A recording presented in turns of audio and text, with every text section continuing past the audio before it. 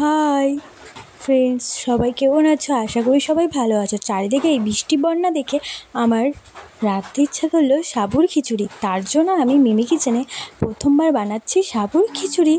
তো প্রথমেই আমি যা যা প্রয়োজন জিনিস লাগে সেগুলি রেডি করে নিলাম। তারপর আমার মিমি উনুনটাকে ধরিয়ে নিলাম। সেখানে আমার মিমি সসপ্যানটিকে বসিয়ে কিছুক্ষণ গরম করে সেখানে একটু তেল ঢেলে নিলাম।